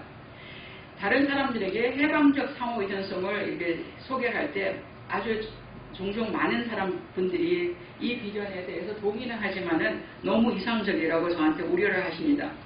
그렇지만은 아까 말씀드린 대로 미국 신학대학의 그런 상황에서 이런 이상주의를 가지지 않고 하면은 신자유주의 그 도구물로 그 신학교육이 그 역할이 그렇게 치료받게 될 수 없기 때문에 아무리 이상주의자라고 해도 저는 계속해서 열심히 이제 일을 하고 있는데, 지금 미국에 아까 말씀드린 것처럼 신학대학, 북미신학대학 협의회에 학교가 259개가 있는데 지금 우리가 예측하기를 2040년이 되면은 30% 학교가 없어질 거라고 합니다. 재정적으로 살아남지 못해서.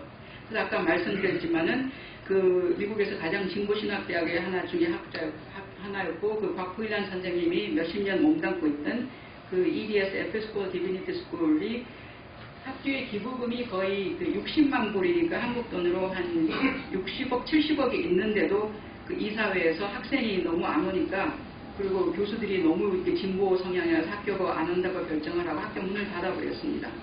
그리고 그 돈을 미국의 뉴욕의 유니언 신학교에 줬는데, 지금 유니언 신학교에는 어떤 일이 진행되고 있냐면은, 유니언 신학교 가보신 분들 계시겠지만은 아주 오래된 한 180년 된 멋있는 그 맨하탄에 있는 그런 건물인데, 그 학교가 그동안 너무 돈이 없어서 건물 관리를 못해서 도서관도 컬럼비아 대학에 팔고 학생 기숙사도 컬럼비아 대학에 팔았는데 아직도 해결이 안 되는데, 남아있는 건물을 보수하는데 100만 불이 1000만 불이 든다고 합니다. 그러니까 100 밀리언이니까 1000만 불이죠.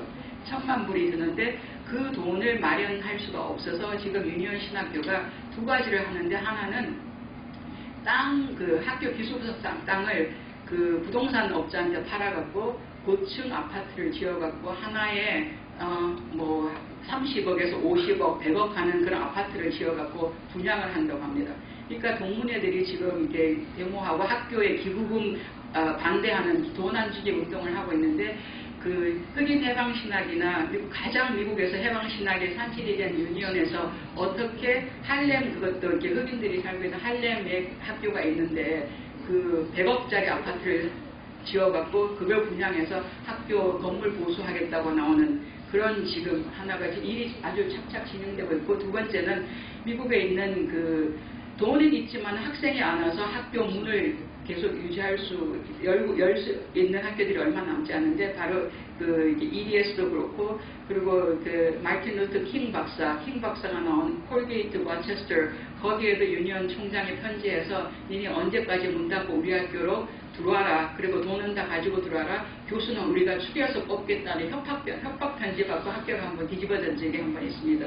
지금 그런 일이 비일비재하고 있고, 그리고 이제 미국 회중교회 가장 오래된 신학교, 그 보스턴에 있던 앤더버 뉴턴 신학대학원은 그 학교 문 닫고 교수 2명만 데리고 예일대학으로 들어갔습니다. 그러니까 지금 미국의 상황이 이렇기 때문에 2040년이 되면은 신학대학의 30%가 이제 없어질 거라는 것이 저희 예상입니다. 근데 그러면은 이제 이런 상황에서 ILF에서는 그러면은 어떤 교육을 하고 있는가 좀 구체적으로 말씀드리겠습니다. 이런 대학을 만들기 위해서 이게 지금 제가 제 표현으로는 ILF에서 하고 있는 우리 그 신학 교육은 창조적인 혼란성이라는 말로 제가 표현하고 싶은데, 이 단어는 미국의 그 유명한 해방신학자, 그리고 제가 지난번에 있던 학교 그 퍼시픽 스쿨 릴리전하고 스탠포드 대학교에서 가르치다가 은퇴하신 그 로버트 맥카피 브라운, 그 베트남 전쟁 반전 데모에 가장 앞장섰던 신학자 중에 한 분인데, 이분이 크리에이티브 디스로케이션이라는 단어를 만들어냈는데, 의도적으로 사람들이, 그러니까 쉽게 말하면은 어항에 물고기가 있는데 물고기를 어항에서 빼내면은 물고기가 처음으로 자기가 물에 있지 않다는 걸 느껴가고 파닥파닥 뛰지요. 숨도 못 쉬고 나갈 데가 없으니까. 그러니까 이분이 비슷하게 이렇게 하면서 신학하는 학생들도 그 교회라는 컨텍스트나 아니면 자기한테 익숙한 컨텍스트에서 완전히 꺼집어내갖고 정말 불편하고 혼돈되고 혼란스러움을 경험을 해야만 내가 이렇게 원래 있던 세계가 뭐가 문제 있는지를 생각해 볼 수 있는 그런 계기가 있다고 합니다. 그래서 제가 우리 학교의 교육을 이런 의도적으로 하는, 학생들 정말 혼돈시키고 혼란시켜갖고 이렇게 뇌를 바꾸는 그런 교육을 한다고 저는 생각하는데, 몇 가지가 있는데, 첫 번째는 반백인 우월주의 교육과 그 실천이 저희 커리큘럼의 완전히 첫 번째인데, 저희 학교가 미국에서 아마 신학대학원 중에서 유일하게 처음 오면은 수업이 하나 있는데, Identity, Power and Difference라는 그런 수업인데, 이거는 반백인 우월주의를 이렇게 교육하는 그런 교육입니다. 그래서 그 수업에서 어떤 내용이 진행이 되냐면은, 백인 우월주의가 어떻게 미국 사회에서 작동하고, 그리고 사람들의 뇌를 어떻게 세뇌시켜왔고, 그리고 그걸 분석하고, 그리고 백인들 학생들이나 아니면 흑인 학생들도 그 백인 사회에서 받아왔던 교육이 자기가 어떻게 흑인을 더 비하하는 그런 그 논리가 자기 안에 있는지 그거를 계속해서 꺼집어내는데, 이 수업이 항상 가을에 있습니다. 그러니까 아까 말씀드린 듯이 미국 신학대학 중에서 유일하게 이거를 필수하고 이 수업 통과 못하면 다른 수업을 못 듣게 합니다. 이게 1학년 1학기에 수업을 들어야 되는데, 이 수업 못 들으면 다른 수업 못 듣고 정학 맞고 그러는데, 가을에 이 수업을 하는데 제가 가을에 아주 바쁩니다. 학생들이 제 사무실에 와서 울고 불고 난리를 치고 교수 고발한다 그러고, 교수한테 이렇게 법정 소송한다 그러고, 교수가 자기 이렇게 차별했다 그러고, 자기 백인 문화를 완전히 이게 저급한 문화로 만들었다 그러고, 정말 학생들끼리 싸우고 교수하고 학생들끼리 싸우고, 정말 난리도 그런 난리가 아닌 그런 수업인데, 왜냐하면은 백인들이 갖고 있는 그런 문화, 이게 정상이라고 생각하는 것이 정상이 아니라 백인 우월주의가 갖고 다른 사람을 차별하게 만들어내는 그런 가치관이라는 것을 보여주기 때문에 완전히 정말 혼돈되는 그런 수업을 필수로 합니다. 제목이요? Identity, Power and Difference. 그래서 정체성, 힘, 그리고 이렇게 다른 점, 이래서 이게 근데 백인 우월주의뿐만 아니라 우리가 백인 우월주의에 초점을 두면서 아까 말씀드렸듯이 백인 우월주의가 신자유주의제도 기본에 있고, 성차별에도 백인 남성주의가 기본으로 있고, 그리고 동성애 차별도 백인 우월주의가 기본으로 있기 때문에 이거 없이는 동성애에 대한 이야기도, 그리고 성차별에 대한 얘기도, 자본주의에 대한 이야기도 할 수 없기 때문에 이 수업 통과 못하면은 우리 학교에서 나와야 됩니다. 그 이유는 충분히 짐작하셨겠지만은 신자유주의 현실이 시장성과 효율성에 기반한 인간의 삶과 가치를 정의하는 세계에서 교육의 주된 목적은 시장력의 생산이 된 이 상황에서 이러한 현실에 대한 구조적으로 접근하면은 안 되기 때문에 이런 백인월주의에 대한 구조적인 이해 없이 그리고 개인적인 성찰 없이 다른 어떤 사회 정의도 우리가 이야기할 수 없기 때문입니다. 그리고 두 번째는 아까 조금 말씀드렸는데 창조적인 신학 교육의 새로운 대화 상대를 찾는 일입니다.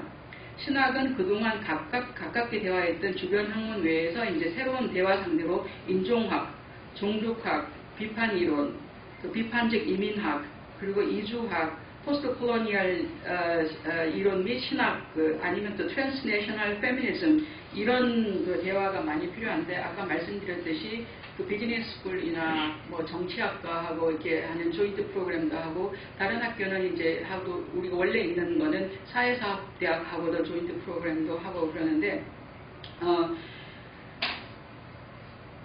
지금 2주 전에 저희가 6일 동안 두 단체에서 학교의 기부금이 1.2 밀리언이니까 얼마죠?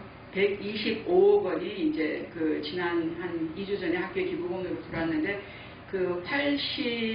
85억으로는 어떤 일을 할 거냐면은 기후변화에 대한 신학적인 일하는 그런 단체를 해갖고 지금 정치인들하고 과학자들하고 연대하는 그런 센터를 만드는 일이 진행되고 또 하나 다른 단체 연세대학교 루스 채플이 있는데 루스 재단에서 저희한테 50만 불을 줬는데 그 50만 불 갖고는 Artificial Intelligence and Theological Anthropology 그러니까 인공지능과 신학적 인간론에 대한 그런 센터를 또 시작을 합니다.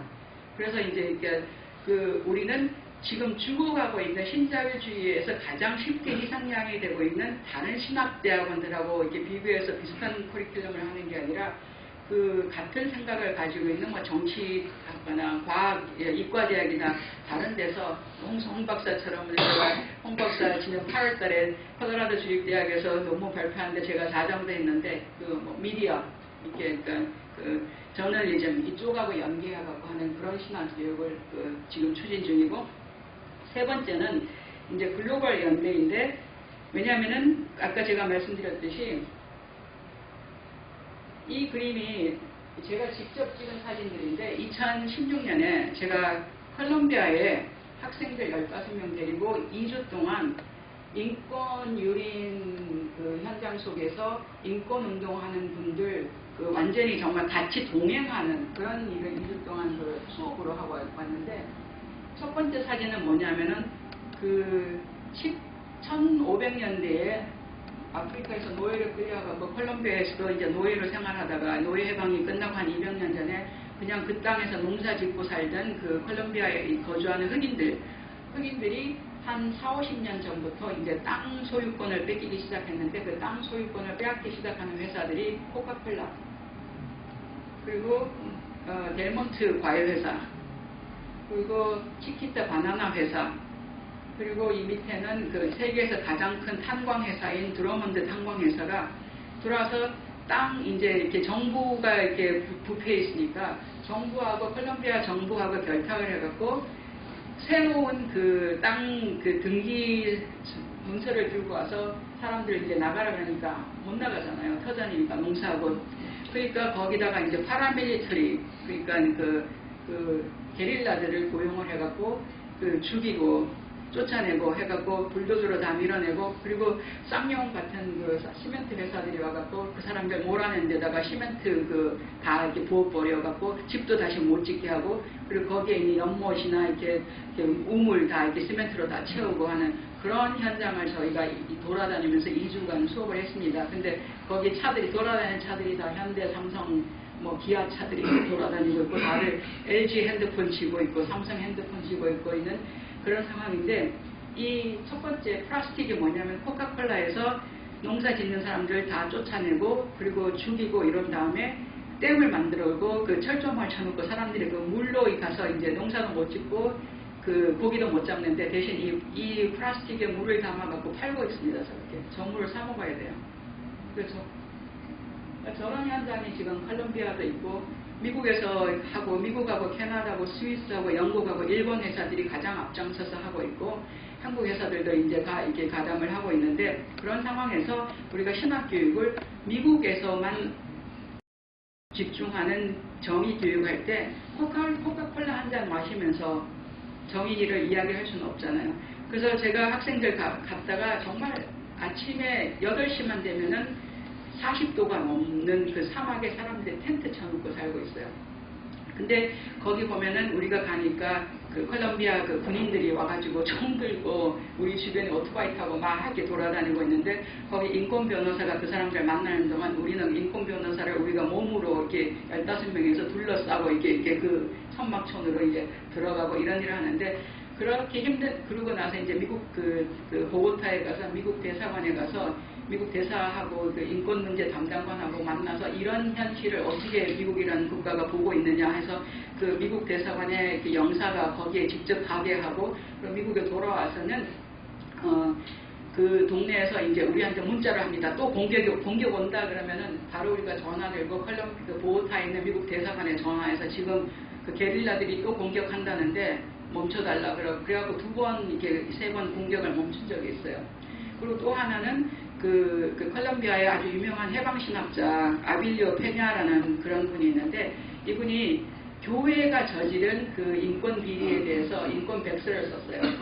그래서 이분이 이제 콜롬비아 정부의 완전 눈에 가시 같은 존재인데 세계에서 눈을 가지고 이 사람을 보고 있으니까 할 수 없이 콜롬비아 정부에서 이 사람한테 그 무장한 경호원과 그 방탄차를 그러니까 해방신학자 정부에서 가장 정말 이렇게 악으로 간주한 사람인데 다른 나라에서 보고 있는 눈 때문에 그런 게 경호원과 방탄차를 내주는데 그 아빌리오 그 페냐 신학자를 만났더니 우리가 어떤 일을 할 수 있겠냐 그랬더니 자기가 쓴 인권 백서 스페인어로 쓴 거를 저보고 가지고 가래요 미국을. 그래서 그거를 영어로 번역해서 미국에서 먼저 이렇게 출판을 해주면은 그게 이제 스페인어로 자기들가 발표하겠다고 마치 미국에서 먼저 했기 때문에 스페인에서 그냥 그 스페인어로 콜롬비아에서는 번역한 걸로 해갖고 그러면 자기가 덜 위협하겠다고. 그래서 그거를 이제 우리가 휴먼 라이츠 컴퍼니먼이라는데 그런 수업을 하면서 그 일을 하고 딱 왔는데 학교에 돌아왔는데 학교 그 식당에 가니까 코카콜라 이게 파운틴 이게 있고 딱 보니까 바나나는 치키타 바나나가 있고 그러니까 우리 학생들이 막 아무것도 못 먹고 막 울기 시작하더라고요. 그러니까 내가 이제까지 미국에서 사회 정의한다고 시민운동 했는데 내가 다른 사람의 그 삶을 송두리째 박살내고 있는지 내가 몰랐다고. 그래서 이제 근데 이 개인 차원에서만 우리가 이렇게 바나나 안 먹는다고 뭐 해결될 게 아닌데 그래서 아무리 우리가 미국에서 사회정의 일을 한다 그래도 그 다른 나라에서 내가 하는 일 때문에 내가 미국에 살고 있다는 사실 하나 때문에 다른 나라 사람들의 삶의 위협을 받고 있는 그걸 생각 못하면은 사회정의는 정말 이게 아무 힘이 없는 사회정의다. 그래서 글로벌 솔리더리티, 글로벌 이렇게 같이 연대하는 그런 신학교육. 그게 이제 IF에서 지금 추진하고 있고 세 번째는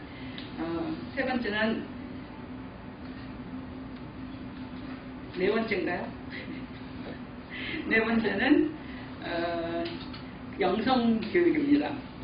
그러니까 우리 학교 오는 학생들의 대부분이 어떤 이야기를 하냐면은 그 미국에서 아주 유명한 알라베이커 휴먼 라이츠 센터라고 하는 그 센터장이 우리 학교 학생을 왔어요. 그래서 제가 아니 어떻게 우리 학교 같은 데를 오냐 그랬더니 지금까지 로비하고 투쟁하고 하면서 법을 굉장히 많이 바꿨대요. 근데 한 20년 동안 그런 일을 이렇게 법 바꾸고 로비하고 뭐 했는데 바뀐 게 하나도 없대요. 법은 바뀌었는데 사회가 바뀐 게 없대요. 왜 그러고 하고 자기가 성찰을 해보니까 사람의 세계관과 이렇게 사고가 바뀌어야 되는데 그 사람들을 법으로 바꿀 게 아니라 사람을 바꾸고 사회를 바꾸려면 사람을 바꿔야 되는데 그 사람을 바꾸는 가장 큰 힘이 이 사람의 영적인 생각을 바꾸는 것이 자기가 20년 동안 그 인권운동한 결론이라고. 그래서 이렇게 우리 학교에서는 사회 정의를 위한 그 투쟁 교육도 많이 하지만은 그 또 잘하는 것이 영성 교육입니다. 그래서 오면은 뭐 기도도 많이 시키고 명상도 많이 시키고 그리고 일주일에 2번씩 그 도서관에 다 이렇게 방석 깔려 있고 가서 명상하는 자리도 있고 그리고 제가 학장으로 해야 되는 게 명상 비디오를 이렇게 딴 사람이 스튜디오 가서 하면은 그거를 학생들한테 뭐 돌아가면서 하는데 이제 토요일마다 전 학생 IF에 이름 있는 이메일이 있는 사람한테는 뭐 제가 지도하는 명상 뭐 이렇게 이런 게 다 나갑니다. 그래서 이게 그 명상이나 영적인 그 강함이 없이 일어나는 사회운동은 힘이 없고 그래서 번아웃 돼갖고 그 주저앉을 수 있기 때문에 영성교육을 가장 또 강조하는 것이 이제 이게 우리 아일리프식 접근 방법입니다. 그래서 질문은 이제 결론은 과연 그렇게 하더라도 이게 가능할까? 이 말로 제 말씀을 맺겠습니다. 감사합니다.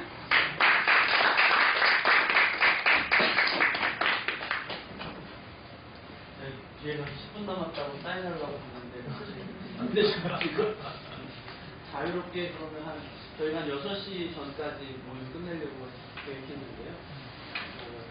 지금 5시 25분인데 자유롭게 질문 질의응답을 하는 시간을 갖는 걸로 하겠습니다. 너무 미국적인 말씀만 드려서 죄송합니다.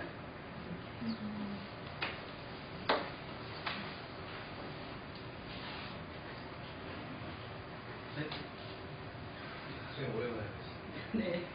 저 지금 인공지능을 만드는 빅데이터에서 일을 하고 있는데 아까 말씀하신 것 중에 학교에서 종교적인 색채를 지워버리고 중립적인 이제 과목 이름이라든가 여러 가지를 사용한다셨는데 신자유주의에서 제가 이쪽 빅데이터 그리고 요즘 가장 유행한다는 기계학습 분야에 들어와서 제일 놀랐던 게 이쪽 분야의 선구자들이 자기의 타이틀을 에반젤리스트 혹은 에반겔리스트로 요즘 갈고 활동들을 하고 있습니다. 그러니까 어떻게 보면 가장 종교랑 거리가 멀어 보이는 실제로 종교랑 거리가 굉장히 먼 애들이 내가 에반겔리스트다라고 이제 소개를 하고 있는데 이런 사안의 대해서 아까 말씀하신 인공지능과 신학에 대한 과목 이런 분야에 대해서 어떻게 고민하고 계신지? 아까 조금 전에 말했듯이 우리가 이제 루스 재단에서 지금 50만 불 받아서 이제 인공지능과 신학적 인간론 센터를 시작하는데 그 센터가 왜 진행이 됐냐면은 우리 학교에 그 IT 그 지원하는 부서에 젊은 남자 엔지니어가 3명이 있어요. 근데 정말 천재들이에요. 근데 3명이 엔지니어인데 셋 다 신학 박사가 있어요. 그 엔지니어로 출발해갖고 신학대학 가서 MD부하고 박사까지 했는데 다시 이제 엔지니어를 하는데 이 사람들이 학교 직원으로 있으면서 관심 있는 교수들하고 직원들 모아갖고 지난 한 5년 동안 그 머신러닝 그리고 디지털 휴머니티 공부를 하고 있더라고요.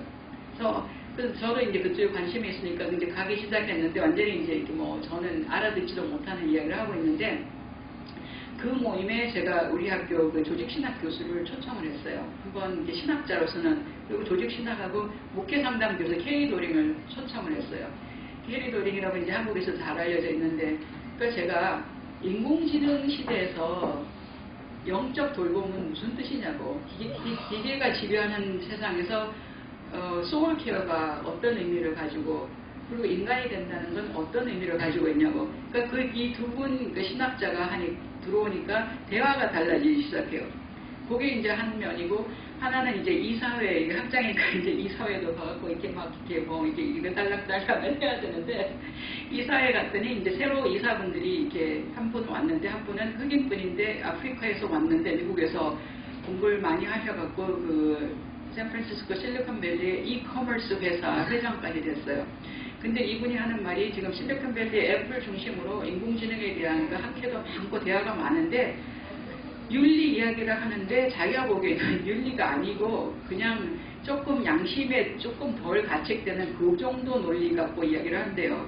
그래서 저보고 이 학장 신학대학 신학자들이 공헌할 수 있는 분야가 어떤 분야가 있겠냐고. 그래서 그분하고 우리 조직신학 교수를 만나게 했더니 거기서 이야기가 돼갖고 이제 그 실리콘밸리에서 이렇게 가장 빠져 있는 게 신학적 인간론, 인간이 된다는 것이 무엇인가 그 자체가 빠져 있다는 거예요. 그래서 이제 거기서 시작돼갖고 지금 그게 벌써 3월이고 지금 연구기금을 벌써 이제 1월에 받았는데 그러니까 우리는 그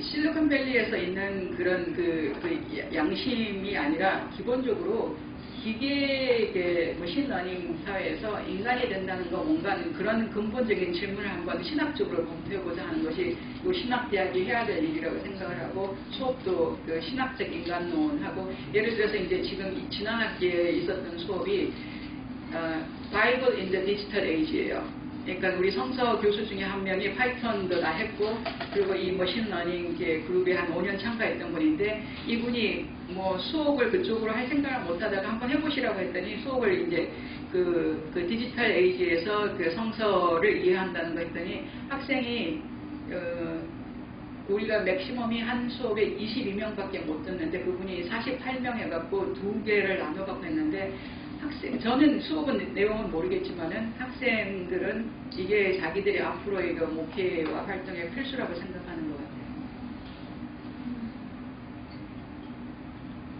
실질적인 질문을 하나 드리고 싶은데 오늘 저희가 들은 이야기 굉장히 감명 많이 받았고 저희도 뭐 가르치는 자리에서 이런 것들을 이제 전달을 하고 해야 되는데 또 어저께 다큐멘터리 하는 것도 굉장히 답답했던 게 사실 이런 얘기를 전달하는 데 어떻게 보면 가장 큰 걸림돌 중에 하나가 그 인문계 졸업 학생들의 강전 졸업이고요. 먹고 살 걱정이거든요. 통계를 보니까 서울대 연구도 소위 말하는 스카이라고 하는 학교의 인문계 학생들도 절반가량이 취업을 못한다고 그런 부분들이 인해서 이런 얘기들이 귀에 좀 들어가기가 힘들 것 같은 현실이 있을 것 같아요. 그런 거 어떻게 좀 어드레스를 해요? 그래서 저희는 박사 학생이 지원할 때 지원서에 어떤 내용을 써야 되냐 하면은 신학 박사 해갖고는 교수가 되는 것이 지금 어려운 사회인데 네가 이 신학 박사로 어떤 일을 할 수 있는 가능성이 무엇인지 그거에 대해 답을 해야 돼요. 그리고 우리 석사 학생들은 아까 말했듯이 목회 안 하겠다는 학생들이 지금 더 비중이 커지고 있거든요. 근데 이제 목회를 하더라도 기존의 목회 갖고는 이렇게 교회가 더 이상 성장할 수 없기 때문에 우리가 지금 새로 이렇게 수업 여는 게 노인 정책과 교회의 역할, 뭐 이런, 그러니까 미국 교회 가면은 평균 나이가 55세인데 그거는 그 카톨릭 교회나 이런 데를 다 합쳐서 55세고 진짜 감리교나 장로교나 뭐 이런 데 가면은 평균 나이 한 75세 될 거예요.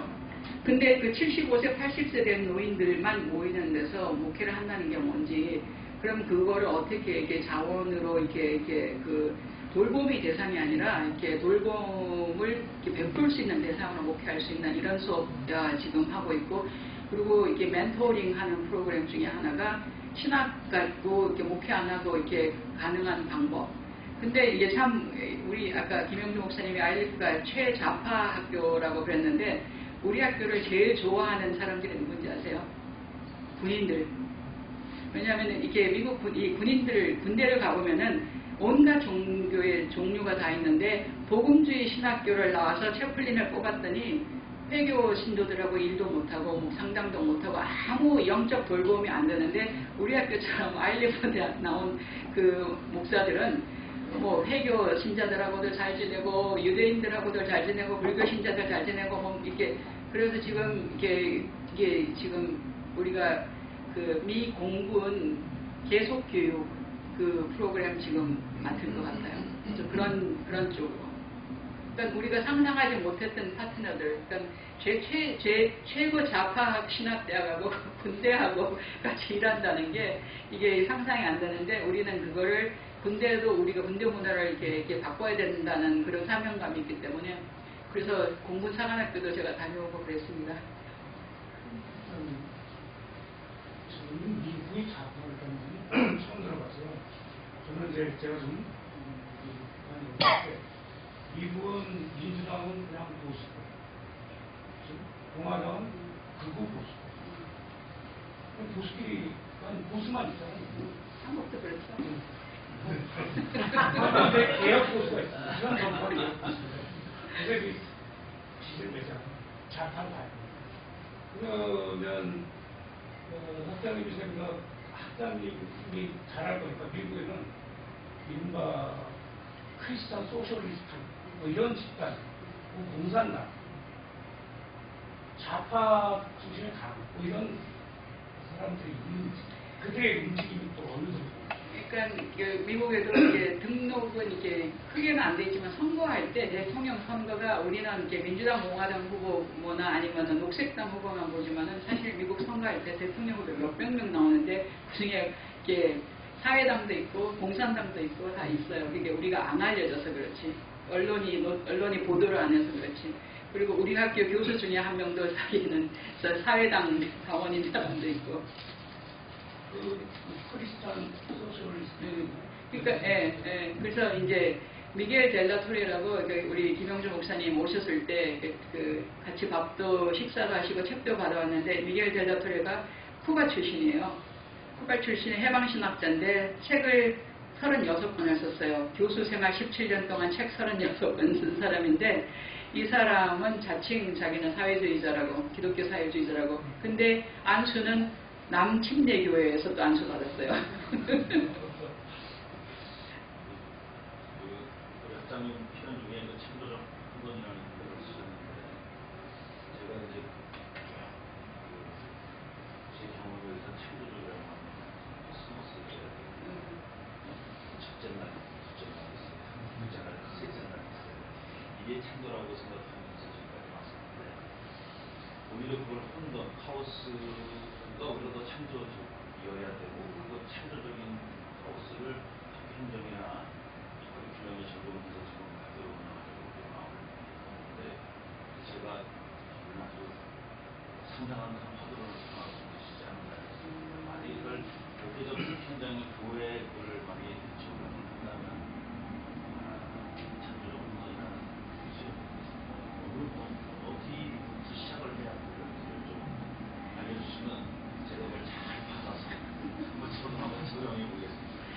지금부터 시작해야 될 거예요, 교회는 만약에. 제가 백인교회 담임 목사를 했었는데 제가 그 교회에서 4년 목회를 했는데 처음에 갔을 때 교인이 35명 나왔는데 제가 4년 뒤에 떠날 때 한 120명이 된 적이 있었어요. 그리고 이번 이제 그 추수감사절도 이제 거기 가서 17년 만에 처음 가서 지내고 왔는데 우리 계단실 언니는 와서 예배도 드려보고 그 교회에서 옛날에 제가 목회할 때 근데 그 교회가 이때 변화된 예의가 있었는데 그 커네티컷주의 하트포드 그 수도 근처인데 이제 제가 가진 성향 때문에 이 교회가 이렇게 에큐메니컬 그 선교 이렇게 사회적 정의를 나름대로 한답시고 한 단체는 그 홈레스 노숙자를 이렇게 밥 먹이고 쉘터 주고 직업 교육 시키고 옷 그 1불짜리 옷 파는 가게하고 이런 데 굉장히 사람들이 열심히 했어요. 근데 그거는 멀시지 정의는 아니잖아요. 그래서 이게 바꿔야 되겠다는 마음이 있는데 푸시는 못하고 이제 그래서 그 하트포드 카운슬을 그 교회 연합회 그 분들을 오라 그래서 설교를 시키고 하면서 그 이제 단체를 소개했는데 그 단체에서는 그 정치 로비 같은 거 해가지고 그 법을 바꾸고 하는 그런 교회 단체였어요.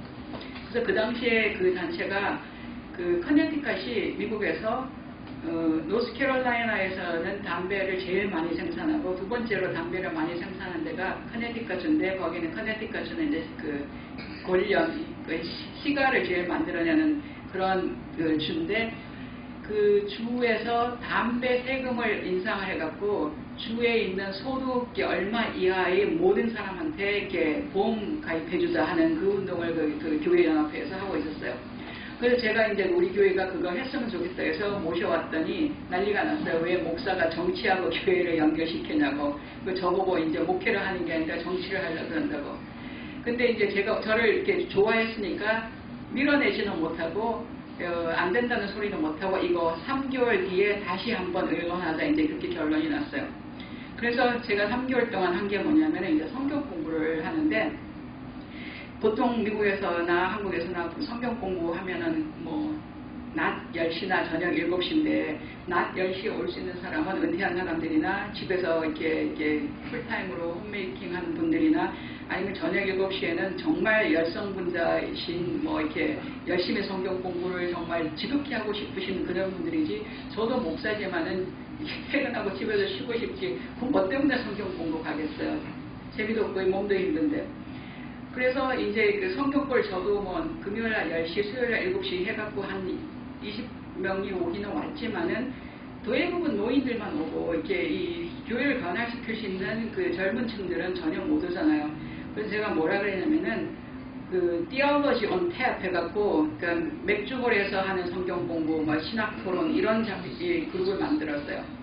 그래서 일주일에 화요일마다 점심시간 12시에서 1시 사이에 이제 식당에서 밥을 먹고 밥 먹기 전에 그 근처에 일하는 교인의 직장에 가서 방문을 하고 그리고 식당으로 가서 이제 이렇게 밥 먹는 걸로 끝난다. 광고는 그렇게 했는데 사실은 이게 주기도문 성경 공부였는데 이름을 트래블링 바이블 스터디 해가지고 그 주기도문 중에서 딱 우리가 이제 이렇게 그래서 이제 이 두 그룹으로 해갖고 한 30명의 사람이 모아졌어요. 그래서 처음에는 그 직장에 가갖고 제가 하는 이제 구경하고 난 다음에 그 뜻이 하늘에서 이루어진가 뜻 땅에서 이루어지다 그리고 우리가 시험에 들지 말게 하시고 다만 악의 수가 없어서 하잖아요. 그래서 제가 질문하기를 여기서는 그 시험이 뭐고 악을 이렇게 경험하게 되는 게 이 직장에서는 어떤 걸 경험하냐고. 그럼 그분이 이제 이렇게 처음에는 질문을 못 하다가 이야기를 하기 시작하니까 어떤 분은 뭐 이렇게 소비 과잉주의, 어떤 분은 그 미국에서 제일 큰 보험회사에서 일하는 분인데 보험을 더 많이 팔기 위해서 이렇게 끝까지 작은 것까지 진실을 이야기 안 하는 뭐 이런 이야기. 어떤 사람은 그 우리나라에도 유명한 세인존이라는 그 니트 여자 옷 뭐 한 벌에 5,000불 하는 거기에 그 샵 매니저 하는데 자기는 애들 데리고 2,000불 받아서 겨우 밥 먹고 사는데 손님들 와갖고 그런 옷 몇 벌씩 사고 하고 뭐 이런 이야기 하고 어떤 분은 이제 그 80대 노인 집에 이제 그분들은 집에 갔더니 하루 한 달에 부부의 그 약값만 보험이 있는데도 약값만 900불인데요. 그래서 어떨 때는 약을 먹어야 될지 밥을 먹어야 될지 결정해야 될 날이 있대요. 돈이 없기 때문에. 그래서 이제 그런 이야기들이 나오고 난 다음에 그런 미국의 의료제도 문제, 뭐 그 소비자 문제, 뭐 컨슈머리즘 이런 거를 이제 이렇게 성경 공부 주제가 되고 그 다음 주에 제가 그걸 또 설교를 해요. 그래서 이렇게 그 성경 공부를 2달을 하고 나니까 사람들이 이제 그 사회 부조화의 문제와 자기의 개인의 문제를 연결하는 그 능력이 생겨서 그 다음 자기들이 이제 지원해서 그 하트푸드 교회연합회 해갖고 그 가입하자고 해갖고 그 우리 로비 해갖고 이렇게 보험 이렇게 통과시킨 그런 일이 있었거든요. 그러니까 뭐라고 말씀드려야 될지 모르겠는데 굉장히 혼란스러웠어요. 그 성경 공부를 할 동안. 지금은 그렇게 새로운 아이디어가 아닌데 99년, 2000년도에만 할 때도 이렇게 성경 공부를 교회에서 안 하고 직장 구경하고 그 옆에 이렇게 뭐 바나 이렇게 식당에서 이렇게 30분 토론하고 그다음 목사가 다음 주에 종합된 이야기 갖고 설교하는 그게 그때는 좀 획기적이었었어요. 그래서 혼돈스러웠지만 그게 먹혀갖고 이렇게 교회가 한번 뒤집어지는 일이 있었거든요.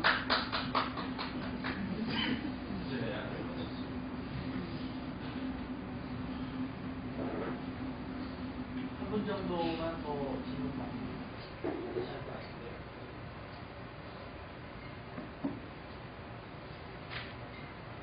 감사합니다.